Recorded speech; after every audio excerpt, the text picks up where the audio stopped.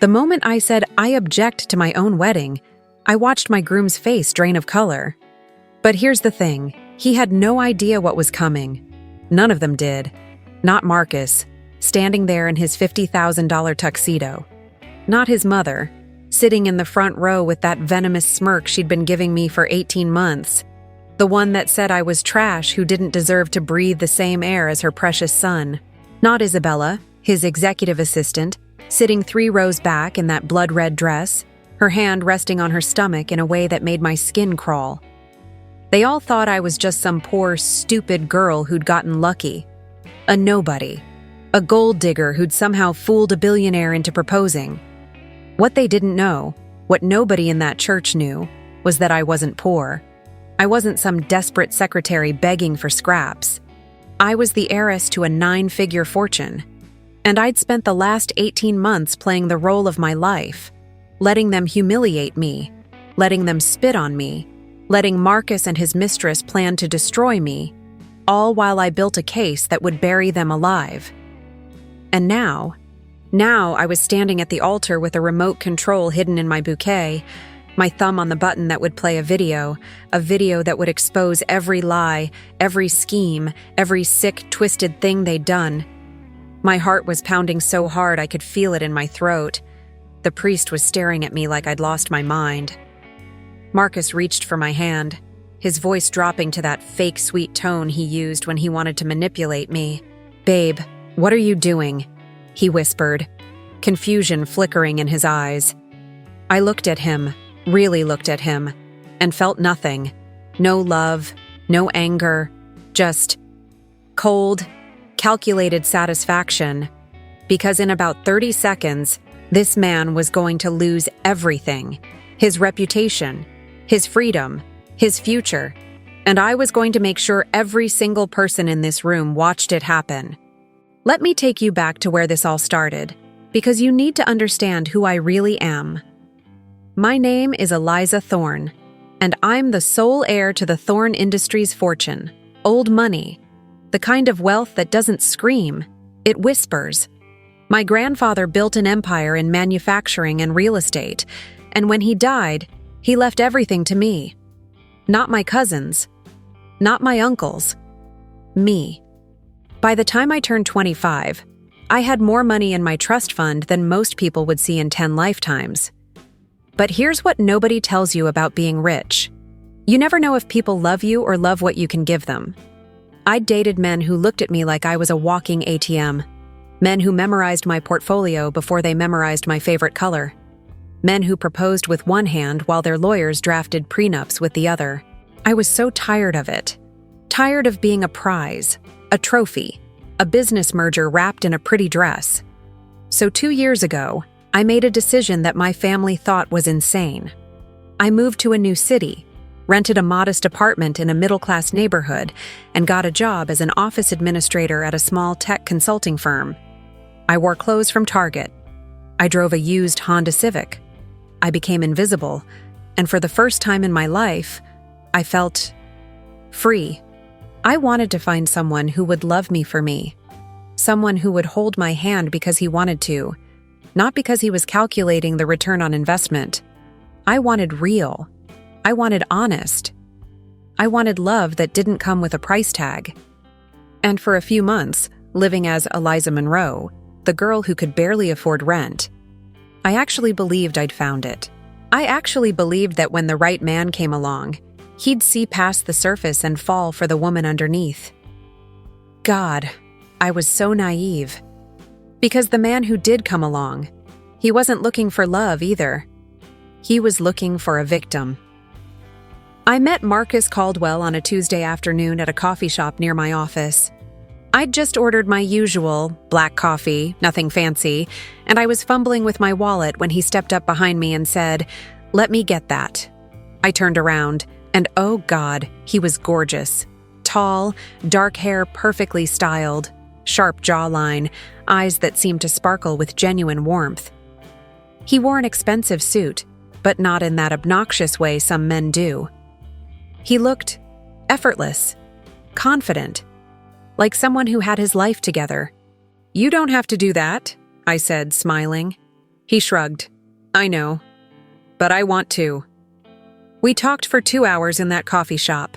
He told me he was the founder and CEO of a tech startup called Caldwell Innovations, that he'd built it from the ground up and was on the verge of a major breakthrough in cloud security. He asked about me, and I gave him my rehearsed story.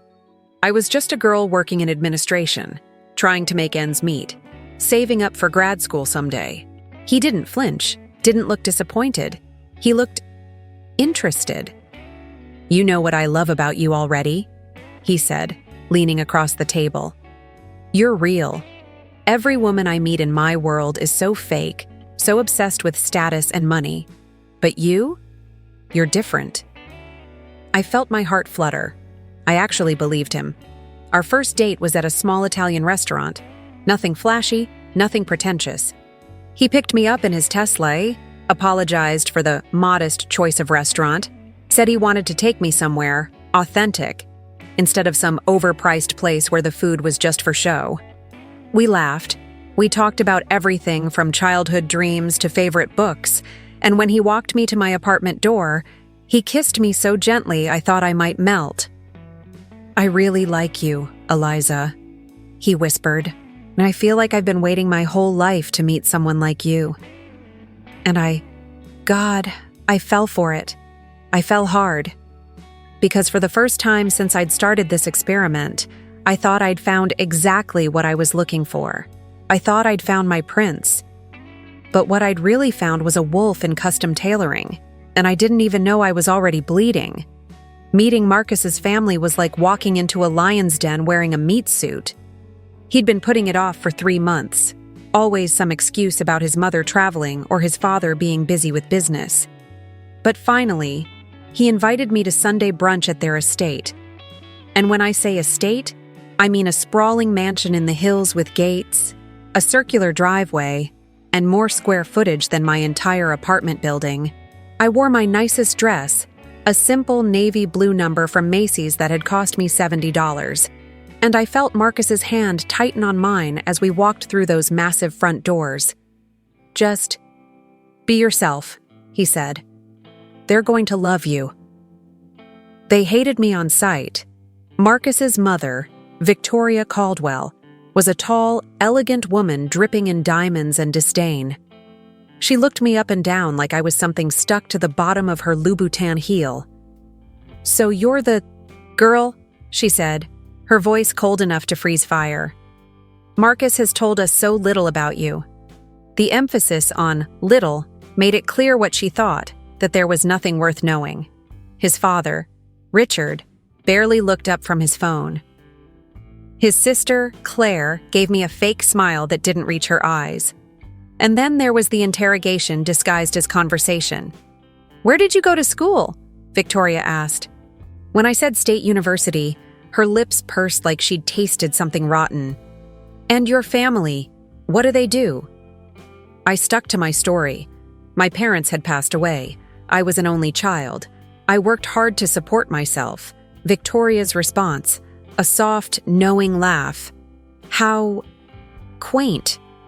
She turned to Marcus. Darling, you know your father and I have always encouraged you to date outside your circle, but surely you understand the importance of compatibility, background, shared values. She said it like I wasn't even there, like I was invisible. Marcus squeezed my hand under the table. Mom, Eliza is amazing. You'll see. But Victoria just smiled that razor-sharp smile and changed the subject. The rest of brunch was torture. Subtle digs about my clothes, my job, my limited worldview. When we finally left, I felt small, worthless, like maybe they were right about me. And that's exactly what they wanted me to feel. Because over the next year, as Marcus and I got serious, as he proposed to me in a beautiful candlelit restaurant with a ring that must have cost a fortune, Victoria made it her mission to remind me every single day that I didn't belong. She'd call me dear, in that condescending tone. She'd suggest I dress better for family events. She'd talk about Marcus's ex-girlfriend, some socialite named Vanessa, and how elegant and accomplished she was. "It's such a shame they didn't work out," she'd sigh, looking directly at me. "They were so perfect together. Same background, same world. And Marcus, he'd apologize afterward, tell me his mother just needed time to warm up to me, that she'd come around eventually. But I could see it in his eyes. The doubt, the embarrassment. Like maybe, deep down, he was starting to agree with her. The first crack in Marcus's perfect facade appeared 6 months before the wedding. I was at his penthouse apartment. He'd given me a key after the engagement, told me his home was my home, and I was using his laptop to look up wedding venues because mine was dead and charging. He'd left his email open. I wasn't snooping, I swear. I was just about to close it when a notification popped up at the top of the screen. The subject line made my stomach drop. Urgent. Caldwell Innovations bankruptcy filing. My hand froze on the trackpad. Bankruptcy. Marcus had just told me last week that his company was thriving, that they were about to close a massive deal with a Fortune 500 client. I know I shouldn't have clicked it. I know. But my hand moved on its own, and suddenly I was staring at an email chain between Marcus and someone named David Horowitz, apparently his lawyer. The words blurred together at first, my brain refusing to process what I was seeing. Creditors circling. Assets seized. Need to move quickly before they freeze everything. And then, the line that made my blood turn to ice. The marriage to Eliza might be our only option. If you can get her to sign the documents as discussed, we can transfer the liability and buy ourselves time. She'll never know what hit her. I read it 3 times. 4. 5. Trying to make it say something different. Trying to make it not mean what it obviously meant. My hands were shaking so badly I almost dropped the laptop. I heard Marcus's voice in the hallway. He was on a phone call, laughing about something. I closed the email, cleared the browser history, and sat there on his couch trying to breathe, trying to think, trying to understand what the hell I'd just discovered. He wasn't a billionaire. He was broke. Worse than broke. He was drowning in debt, and he was planning to use me as a life raft. Marry me, get me to sign some papers. And then what? Disappear. Leave me holding the bag. I felt sick, physically sick. But I didn't confront him. Not yet. Because something in me, some instinct I didn't even know I had, whispered, "Wait, watch, find out how deep this goes." So I smiled when he walked into the room, kissed him when he wrapped his arms around me, and pretended everything was fine. But inside, I was already planning my next move. I didn't sleep that night. I lay in bed next to Marcus, listening to him breathe, watching the rise and fall of his chest, and all I could think about was that email. The words played on a loop in my head. Transfer the liability. She'll never know what hit her. Every time he shifted in his sleep, every time his hand brushed against mine, I felt my skin crawl. But I couldn't let him see it. I couldn't let him know that I knew. So the next morning, I kissed him goodbye, told him I had errands to run, and I drove straight to the one place I knew I could get answers, a private investigation firm downtown that I'd researched on my phone at 3 a.m. The investigator's name was Catherine Torres, and she had a reputation for being thorough, discreet, and ruthless when it came to digging up the truth. Her office was small, nothing fancy, just a desk, a couple of filing cabinets, and walls covered in framed certifications. She was in her 50s, sharp-eyed, with gray hair pulled back in a tight bun. "What can I do for you?" she asked, gesturing for me to sit. I pulled out a folder I'd prepared, printed copies of that email, Marcus's business information, everything I could find. "I need you to investigate my fiancé," I said, my voice steadier than I felt. "I think he's planning to commit fraud, and I think I'm the target." Catherine didn't even blink. She just opened the folder, scanned the documents, and nodded slowly. "How much time do we have?" I told her everything. The bankruptcy email, the weird comments from his family about me, signing papers during the wedding planning. The way Marcus had been insisting I meet with his lawyer to sort out some estate planning stuff before the wedding, which had seemed sweet at the time, like he wanted to protect me, but now felt sinister. Catherine listened without interrupting, taking notes in a leather-bound notebook. When I finished, she leaned back in her chair and fixed me with a look that was equal parts sympathy and steel. "Ms. Monroe," she said.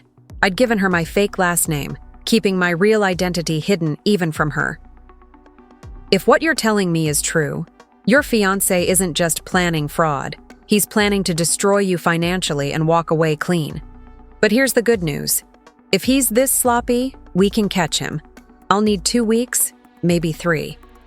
Can you hold on that long?" I nodded, even though the thought of pretending for 2 more weeks made me want to scream. "I can do whatever it takes," I said. Catherine smiled, a grim, knowing smile. "Good. Because men like this, they don't just hurt you. They count on you being too scared, too embarrassed, too broken to fight back. But something tells me you're not that kind of woman." She was right. I wasn't. And as I walked out of that office, I felt something shift inside me. The fear was still there, clawing at my chest. But underneath it was something cold and sharp and absolutely unforgiving. Marcus wanted to play games. Fine. But he had no idea who he was playing with. And by the time I was done, he was going to wish he'd never heard my name. Catherine called me 13 days later. I was at Marcus's place, pretending to flip through wedding magazines while he worked in his home office. And when my phone buzzed with her number, I felt my heart jump into my throat. "I need to see you," she said, her voice tight. "Today? As soon as possible." I told Marcus I had a dress fitting, kissed him on the cheek, and drove to Catherine's office going 20 miles over the speed limit. When I walked in, she had files spread across her entire desk. Financial records, printed emails, photographs, legal documents stacked so high they looked like they might topple over. She looked up at me, and I could see it in her eyes. She'd found something bad, really bad. "Sit down," she said, and I did. My legs suddenly feeling like they couldn't hold me anymore. Catherine pulled out the first file and opened it. Marcus Caldwell is not a billionaire. Hell, he's not even a millionaire. Caldwell Innovations has been hemorrhaging money for 3 years. He took out massive loans from private investors, loans he can't pay back. And when they started demanding their money, he fabricated earnings reports to buy himself time. That's securities fraud, by the way. Felony level. She slid a document across the desk, a bank statement showing Marcus's personal account balance, negative $847,000. I stared at it, the numbers blurring. But his cars, his apartment, the engagement ring? Catherine's expression darkened. Leased. Mortgage to the ceiling. And the ring, cubic zirconia, cost him $300 on Amazon. I couldn't breathe. The room felt like it was spinning. Catherine wasn't done. She pulled out another file, this one stuffed with photographs. "Your fiancé has been having an affair with his executive assistant, Isabella Moreno, for at least 14 months, which means he started sleeping with her 2 months after he met you. They've taken 4 trips together, all charged to the company credit card under fake expense reports. Vegas twice, Miami, Cabo." She spread the photos across the desk like a deck of cards. Marcus and Isabella on a beach, his arm around her waist. Marcus and Isabella kissing in the lobby of a hotel. Marcus and Isabella in a restaurant, her hand on his thigh, both of them laughing. I picked up one of the photos with trembling hands. In it, Isabella was wearing a diamond necklace I'd never seen before. "When was this taken?" I asked, my voice barely a whisper. Catherine checked her notes. 5 weeks ago, the necklace cost $12,000, purchased with a credit card in his mother's name. "There's more," Catherine said, and I wanted to scream at her to stop, to tell her I couldn't take any more, but I just sat there frozen. She pulled out a thick legal document, the one Marcus had been trying to get me to sign, the one his lawyer said was just a formality for estate planning. Catherine had taken it to a forensic accountant. This isn't a prenup. It's a liability transfer agreement disguised as a marital asset consolidation. If you sign this and marry him, you become legally responsible for his business debts. All of them. The investors he defrauded can come after you, sue you, seize your assets. He's setting you up to be the fall guy while he declares bankruptcy and walks away. My vision tunneled. And his family, do they know? Catherine's jaw tightened. His mother, Victoria, orchestrated this entire thing. I found emails between her and Marcus. She knew he was broke. She knew about Isabella. And she pushed him to find someone, and I quote, naive enough to sign without asking questions. Someone they could... She hesitated, like the words tasted bitter. Someone they could sacrifice. You weren't chosen because he loved you, Eliza. You were chosen because they thought you were weak, desperate, easy to manipulate. The words hit me like a physical blow. I thought about all those months of humiliation, Victoria's sneers, the comments about my clothes, my background, my worth. They weren't trying to push me away. They were trying to break me down so I'd be grateful, so I'd sign anything just to prove I belonged, so I'd be the perfect victim. I sat there in Catherine's office, staring at those photographs, those bank statements, those emails, and I felt something inside me crack wide open. Not sadness, not heartbreak, rage, pure, white-hot, all-consuming rage. What do you want to do? Catherine asked quietly. I looked up at her, and I knew my eyes must have looked wild, dangerous, because she actually leaned back in her chair. I want to destroy him, I said. I want to take everything he thought he had and burn it to the ground. I want him to feel exactly what he tried to do to me. Can you help me do that? Catherine smiled, and this time, it wasn't grim. It was something else, something that looked almost like pride.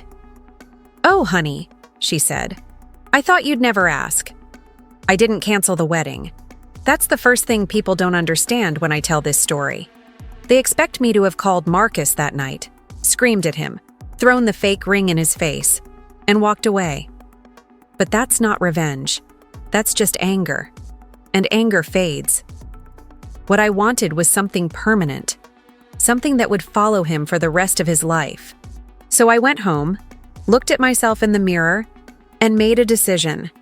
I was going to let Marcus Caldwell marry me. Or at least, I was going to let him think he was going to marry me. Right up until the moment I ripped his entire world apart in front of everyone he'd ever wanted to impress. Catherine and I spent the next 3 weeks building my case like we were constructing a bomb. We compiled every piece of evidence, the fraudulent financial statements, the affair timeline, the liability transfer documents, screenshots of text messages between Marcus and Isabella where they laughed about me, called me their little golden goose, their insurance policy. There was one text that made me physically sick. Isabella had written, "Does she actually believe you love her?" And Marcus had responded, "She's so desperate to be loved she'd believe anything." It's almost sad. Almost. I read that message 20 times, memorizing every word, letting it fuel the fire inside me, because I needed that anger. I needed it cold and focused and razor sharp. But the evidence wasn't enough. I needed a stage. I needed witnesses. So I played my part perfectly, the blushing bride, the grateful girlfriend who couldn't believe her luck.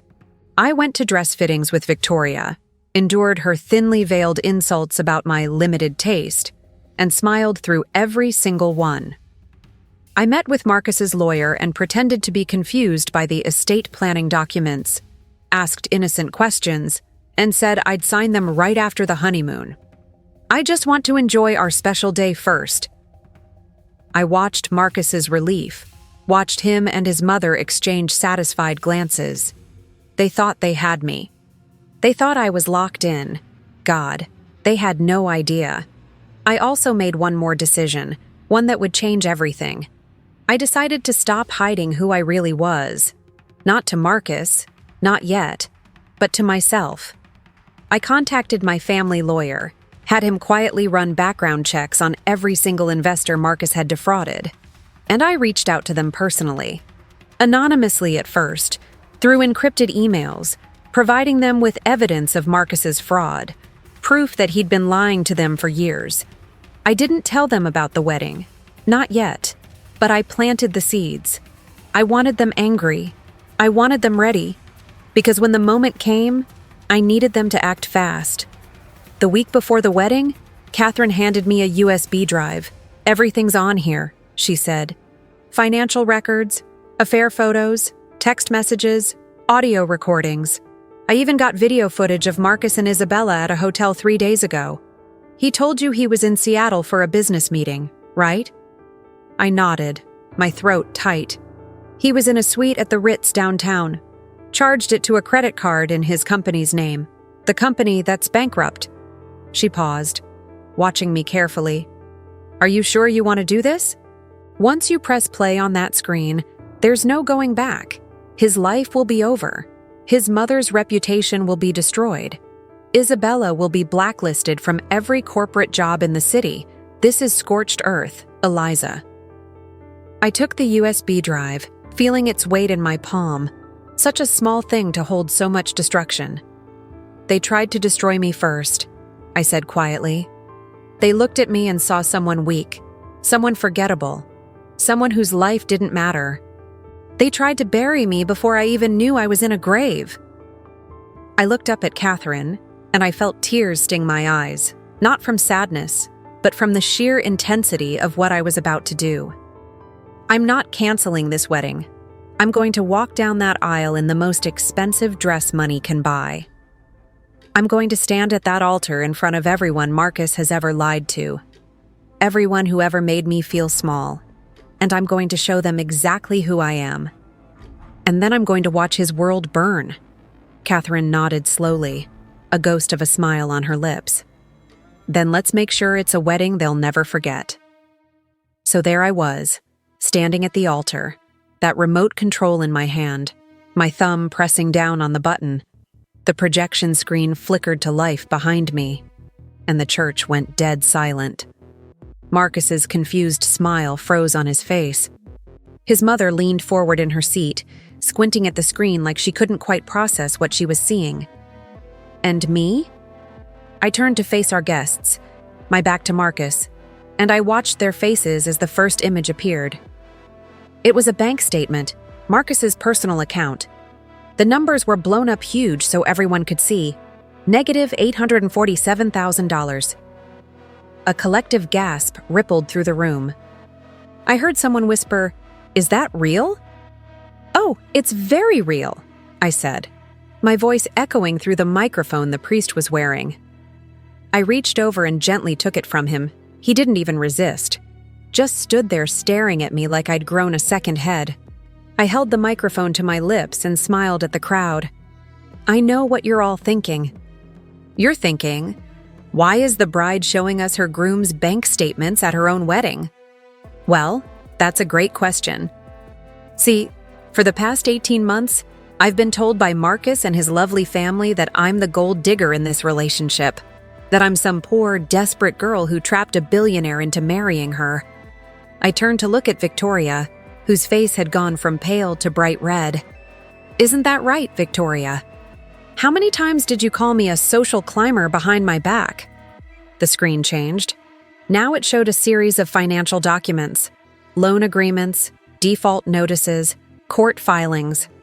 "Marcus Caldwell is not a billionaire," I said, my voice steady and clear. "Caldwell Innovations has been bankrupt for 2 years. He's defrauded investors out of millions of dollars. He's taken out loans he can't repay. He's falsified earnings reports. That's a felony, by the way. And the engagement ring he gave me." I held up my hand, wiggling my fingers so the light caught the stone. "Cubic zirconia. $300 on Amazon. I had it appraised last week." I heard Marcus behind me, his voice strangled and desperate. "Eliza, what the hell are you doing? This is insane." "Oh, Marcus, I'm just getting started," I said, spinning to face him. His face was white as a sheet, sweat beading on his forehead. His best man, Brandon, looked like he wanted to crawl under the pews. The screen changed again, and this time it was photos. Marcus and Isabella on a beach. Marcus and Isabella kissing in a hotel lobby. Marcus and Isabella in bed. Nothing explicit, thank God, but intimate enough that there was no mistaking what was happening. The church erupted. People were shouting, gasping, standing up from their seats. I heard Victoria shriek, "Turn it off! Turn it off right now!" But I didn't. I let the photos cycle through, one after another. A slideshow of betrayal set to the sound of 200 people realizing they'd been lied to. "For those of you who don't know," I continued, my voice cutting through the chaos, "that's Isabella Moreno, Marcus's executive assistant. They've been having an affair for 14 months. Which, if you're doing the math, means he started sleeping with her about 2 months after we started dating. Romantic, right?" I looked at Isabella, who was trying to sink into her seat, her face buried in her hands. "Stand up, Isabella. Come on, don't be shy. You wanted to be part of this wedding so badly. Here's your moment." She didn't move. Someone behind her, one of the investors Marcus had defrauded, I recognized him from Catherine's files, grabbed her arm and yanked her to her feet. "You knew about this?" he shouted at her. She just sobbed. The screen changed one more time, and now it was a document. The liability transfer agreement Marcus had tried to get me to sign. I'd had Catherine's forensic accountant annotate it, highlighting every clause that would have made me legally responsible for Marcus's debts. "This," I said, zooming in on the key section, "is what Marcus and his mother planned to have me sign right after the ceremony. It's disguised as estate planning, but what it actually does is transfer all of Marcus's business liabilities to me. If I had signed this and married him, I would have been legally responsible for every dollar he owes. His investors could have sued me, seized my assets, destroyed my life. While he declared bankruptcy and walked away clean." I paused, letting that sink in. They didn't just want to marry me, they wanted to sacrifice me. I clicked the remote one more time, and the screen went black for just a second. Long enough for the silence to become suffocating. Long enough for Marcus to grab my arm, his fingers digging into my skin hard enough to bruise. "Eliza, stop this right now," he hissed, his charming mask completely shattered. His eyes were wild, desperate, dangerous. "You're embarrassing yourself. You're embarrassing both of us." I yanked my arm away and stepped back, raising the microphone again. "Oh, Marcus, you haven't seen embarrassing yet." I pressed play, and suddenly his voice, his actual voice, filled the church through the sound system, crystal clear, unmistakable, and absolutely damning. The audio started mid-conversation. Marcus's voice, laughing. "I swear to God, she actually teared up when I proposed, like she couldn't believe someone like me would want someone like her." Then Isabella's voice, sultry and amused. "Does she actually believe you love her?" A pause. Then Marcus again. "She's so desperate to be loved she'd believe anything. Honestly, it's almost sad. Almost. But hey, desperate makes her easy to control." My mom was right. We needed someone naive, someone so grateful to be included that she wouldn't ask questions. Isabella laughed, a cold, cruel sound. "Your mom's a genius. I still can't believe she found the perfect mark. A poor little orphan with no family to protect her. It's like shooting fish in a barrel." The church was so silent you could hear people breathing. I stood there, watching faces twist in horror, in disgust, in rage. Marcus had gone completely still behind me, like he'd turned to stone. The audio continued, Isabella again. "So after the wedding, she signs the papers, and then what?" Marcus's voice dropped, became more serious. Then we wait about 3 months, let her get comfortable. I'll start a fight, make her think the marriage isn't working, file for divorce, claim irreconcilable differences. By then, the liability transfer is locked in. She'll be on the hook for everything, and I'll be free to start over. Maybe we can finally go public, babe.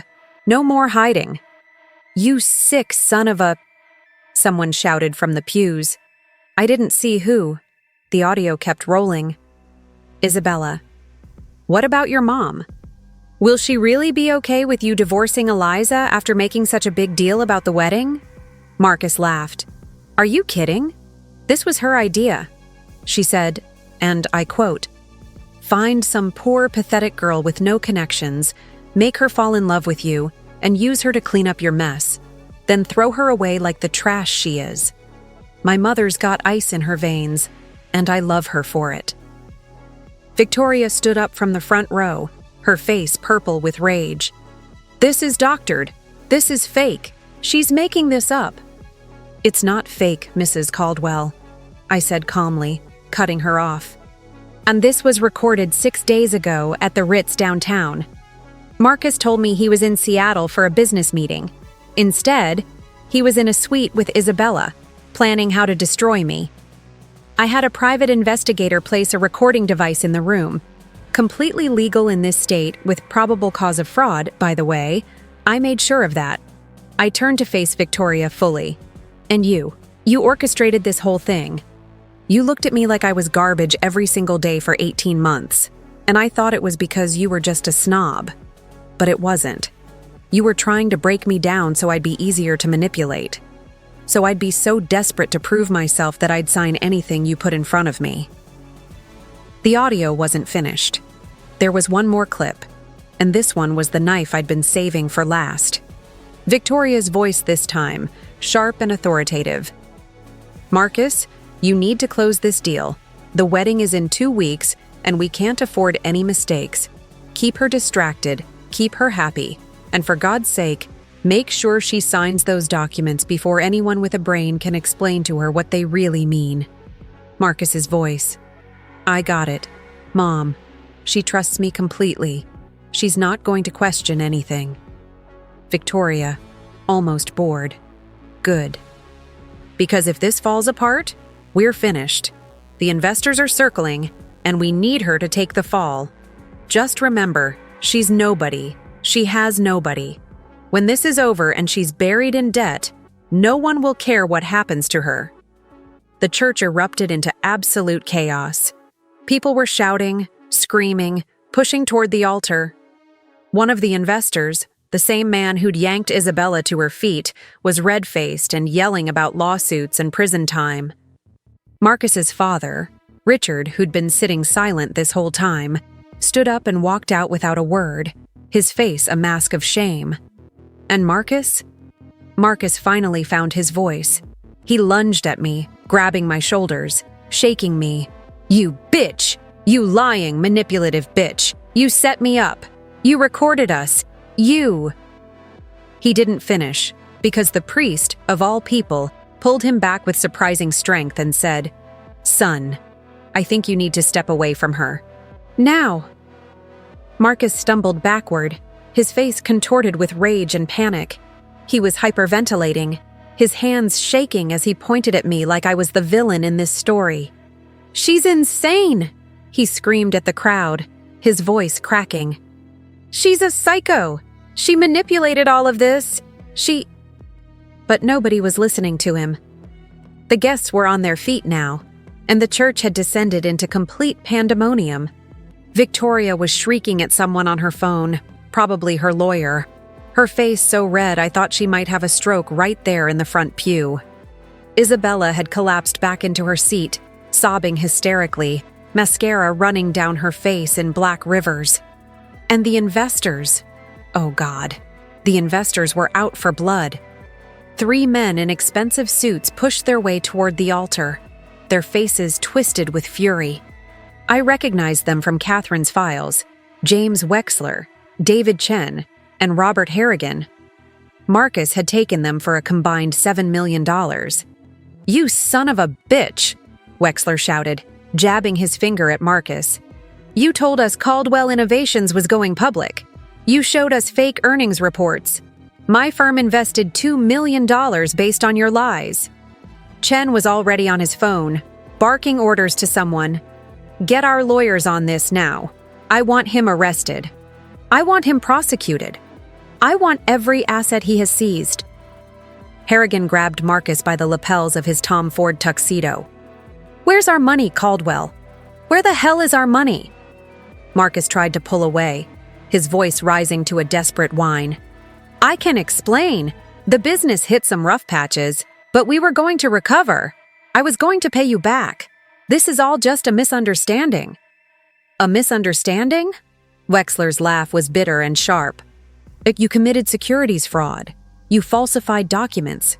That's not a misunderstanding. That's a felony." The priest had backed away from the altar, looking absolutely shell-shocked. Brandon, the best man, was trying to slip out a side door, but someone grabbed him.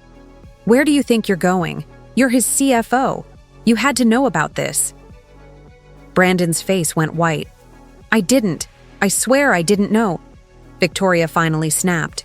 She pushed through the crowd, her Chanel suit askew, her perfectly styled hair coming loose, and she lunged at me with her hands outstretched like claws. "You ruined everything!" she screamed, spittle flying from her mouth. "You trashy little nobody! You destroyed my son! You destroyed my family!" Two of the bridesmaids, friends of Marcus's sister who'd barely spoken to me during the planning, grabbed Victoria's arms and held her back. She thrashed against them, still screaming, "I'll sue you! I'll take everything you have! I'll make sure you never work again! And that's when I laughed. I actually laughed. A short, sharp sound that cut through her hysteria like a knife. "Sue me with what money, Victoria?" I said, my voice deadly calm. "Your son is bankrupt. Your family's reputation is destroyed.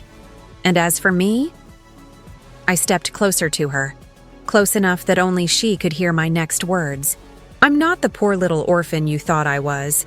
I'm Eliza Thorne, sole heiress to Thorne Industries. My family's net worth makes yours look like pocket change. I could buy and sell you 10 times over without even noticing the dent in my account. I played poor to find someone who'd love me for me. Instead, I found you.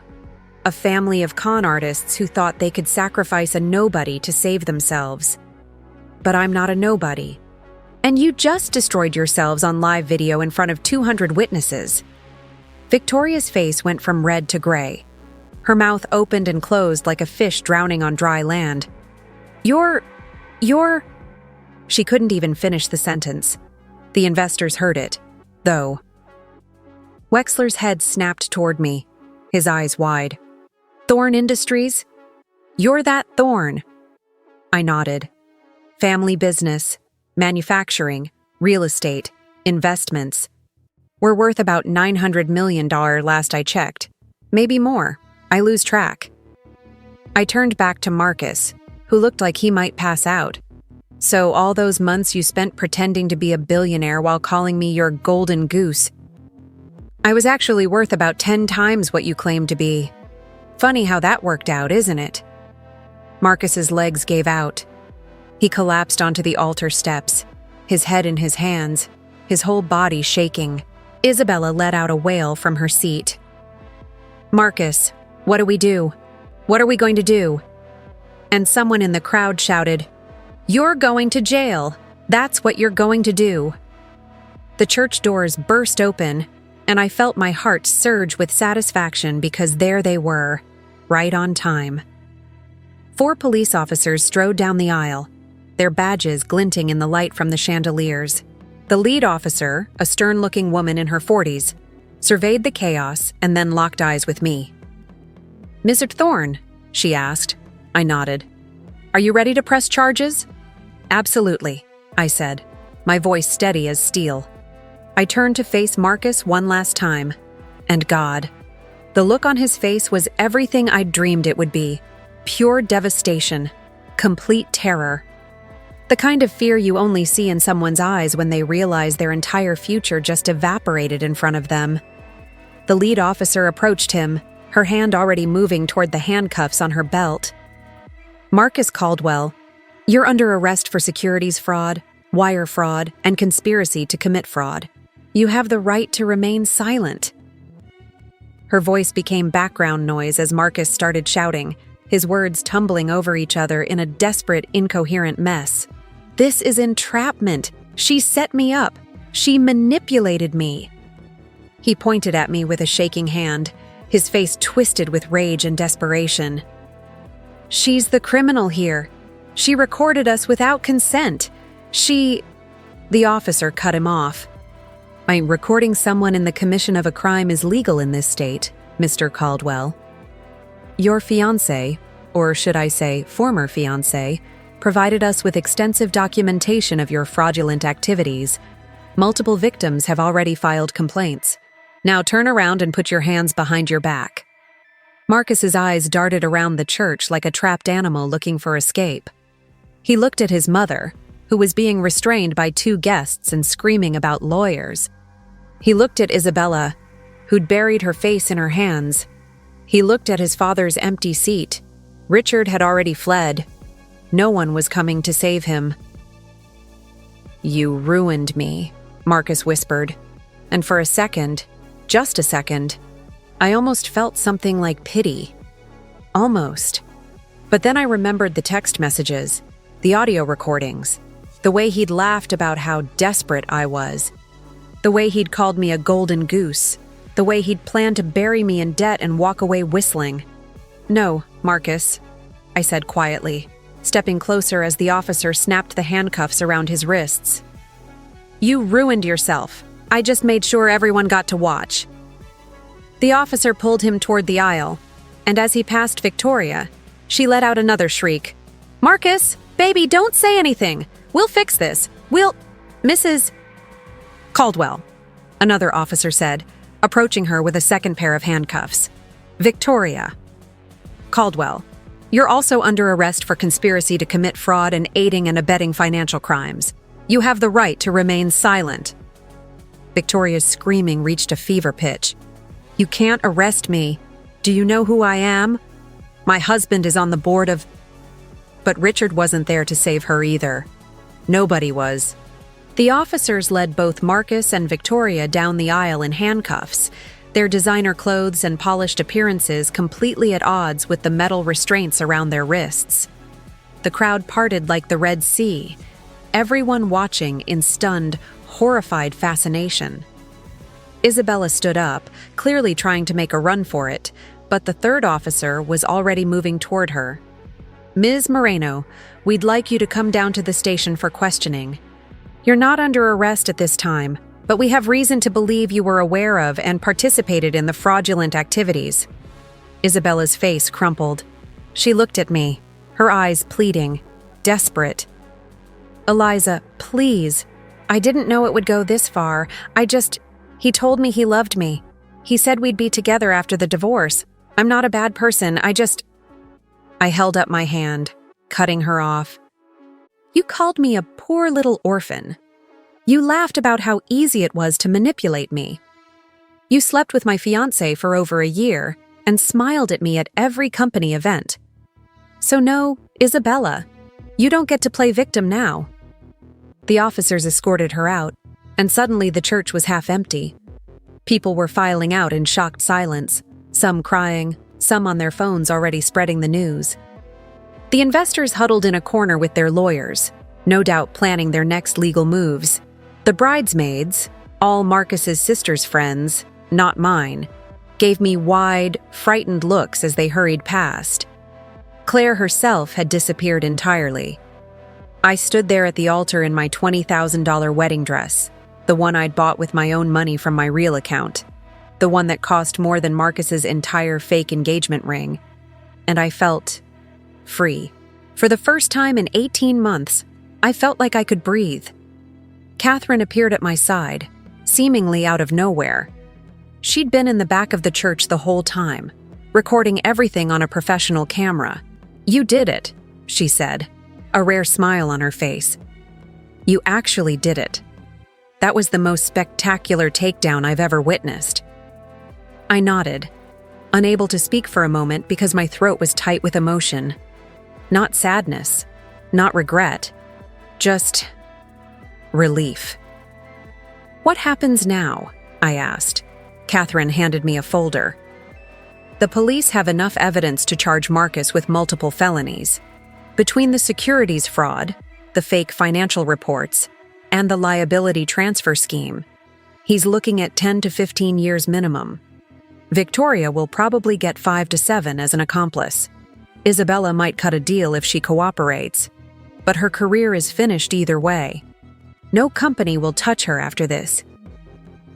I opened the folder and saw the documents inside: testimonies from the investors, forensic accounting reports, copies of everything we'd presented today.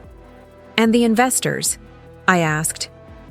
"Will they get their money back?" Catherine's expression turned grim. "Probably not all of it. Marcus liquidated most of it trying to maintain his lifestyle. But..." She paused, looking at me carefully. "I heard what you said to Victoria. About who you really are. Is that true? Are you actually Eliza Thorne?" I nodded. Every word. I've been hiding my identity for 2 years, trying to find someone real. Instead, I found the most fake person imaginable. Catherine let out a low whistle. "Well, if you're interested, those investors are good people who got screwed by a con man. If someone were to, say, offer them some kind of restitution..." I looked at her, and slowly, a smile spread across my face. "You're suggesting I pay back Marcus's victims?" Catherine shrugged. "I'm not suggesting anything. I'm just saying, you have the resources, they have legitimate losses, and it would be a pretty poetic ending to this whole nightmare." I thought about it for exactly 3 seconds. "Set up a meeting. I want to meet with every investor Marcus defrauded.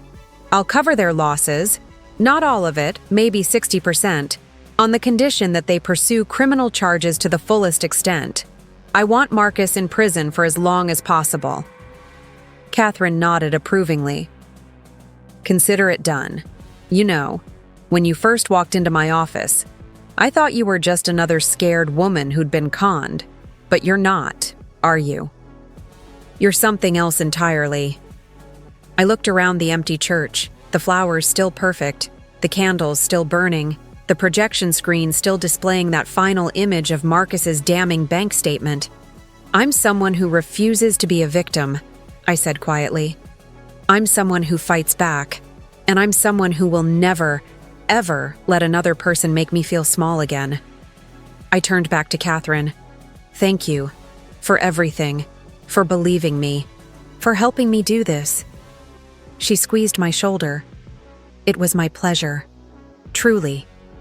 Now go home, get out of that dress, and start living your real life. You've earned it." And as I walked down the aisle of that church, alone but powerful, I realized she was right. This wasn't an ending, it was a beginning. So that's how I exposed my groom and his mistress at the altar. That's how I went from being the poor girl who got lucky to the heiress who destroyed a family of con artists in front of 200 witnesses. Marcus was sentenced to 12 years in federal prison for securities fraud and conspiracy. Victoria got 6 years as an accomplice. Isabella wasn't charged criminally, but every company in the city blacklisted her. Last I heard, she moved across the country and changed her name. The investors got 60% of their money back from me, and in return, they made sure the prosecutors threw the book at Marcus. His company was dissolved, his assets seized, and his reputation obliterated. As for me, I donated the entire cost of that wedding, $400,000, to a foundation that helps victims of financial fraud. Seemed fitting. I moved back to my real life, stopped pretending to be poor, and started using my resources to actually help people instead of hiding from them. I joined the board of several nonprofits, started a mentorship program for young women in business, And I never ever apologized for destroying the people who tried to destroy me. Some people think I went too far, that I should have just walked away, canceled the wedding privately, let them face consequences quietly. But here's the thing. People like Marcus and Victoria don't learn from quiet consequences. They learn from public humiliation. They learn from watching everything they built crumble in real time. And sometimes, just sometimes, the victims deserve to watch their abusers fall. I still think about that day sometimes, standing at that altar, remote control in my hand, watching Marcus's face drain of color as his lies played out on that giant screen. And you know what? I don't regret a single second of it. Not the planning, not the execution, not the aftermath. Because for 18 months, they made me feel worthless. And in 45 minutes, I made sure they'd never make anyone feel that way again. Justice doesn't always come quietly. Sometimes it comes in a wedding dress, with evidence, witnesses, and a pair of handcuffs. And honestly, that's the best kind of justice there is. But exposing a fake billionaire at your own wedding is one thing. What would you do if you discovered your own daughter was trying to poison you? Not metaphorically, literally poison you, right there at the dinner table. A father sitting down for what he thought was just another family meal, until the waiter slipped him a note that changed everything. A note that saved his life and destroyed hers. What happens when the person you trust most in the world becomes the person you should fear most? Click on the story that appears on your screen to find out what happened when a father had to choose between his life and his daughter's freedom.